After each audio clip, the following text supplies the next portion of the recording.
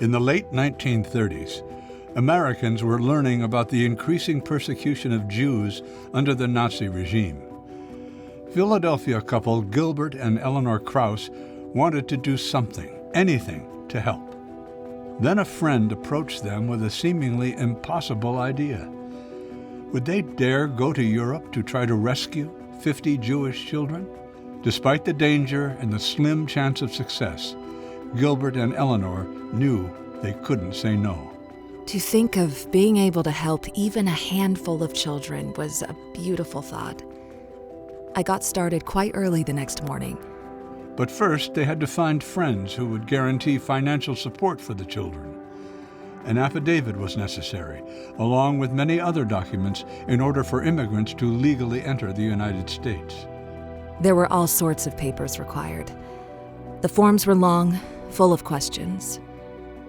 This all seemed like an awful lot of red tape, but it was necessary. No one who had offered to make out an affidavit had realized how personal and complete a financial statement I required. It took 6 weeks, but I had accumulated 54 affidavits, 4 extra just in case anything went wrong. It wasn't really easy, and it wasn't really pleasant, but it was accomplished. In the spring of 1939, Eleanor and Gilbert left their 2 young children at home and traveled from the United States to Europe. Ahead of them lay the heartbreaking challenge of choosing children who could endure separation from their families and being fostered in America. Their first sight upon arriving in Nazi-controlled territory was a train platform filled with brown-shirted stormtroopers. That night at the hotel, Eleanor was awoken by loud noises from the street below.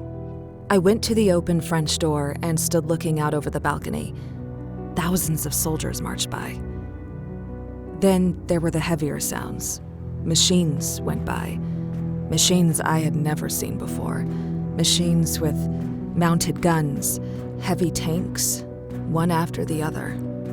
Some 10 days later, after many meetings and discussions, Gilbert and Eleanor went to the Jewish community building where a long line of children and families were waiting. We passed them in the hall as we entered. There was no hysteria, no disorder, no noise. The children were washed and dressed in their best. Their behavior was perfect. Each family entered the small office and shook hands with the couple. Gilbert told them their child had been chosen to go with him to America. Each parent received this news with great delight.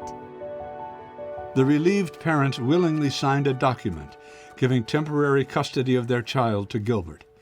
They did so without knowing when or if they would ever see their child again. Against the backdrop of increasingly violent persecution of Jews, desperate parents made the agonizing decision to send their children away with strangers.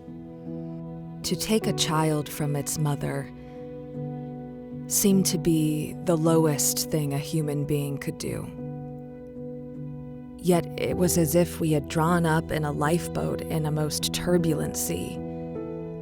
Each parent seemed to say, "Here, yes, freely, gladly take my child to a safer shore." 50 times this question was asked.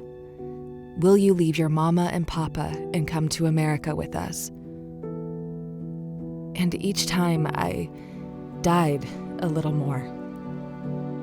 There were 50 children, 25 girls and 25 boys, between the ages of 5 and 14. One child who fell ill at the last minute had to be replaced on the list. He did not survive the Holocaust.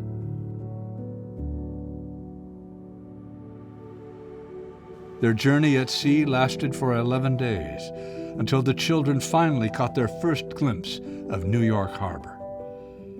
After several months at a camp in Pennsylvania, many children were reunited with family members who managed to obtain U.S. visas. A few would never see their loved ones again. But thanks to the extraordinary actions of Gilbert and Eleanor, 50 Jewish children made it out of Nazi Europe alive.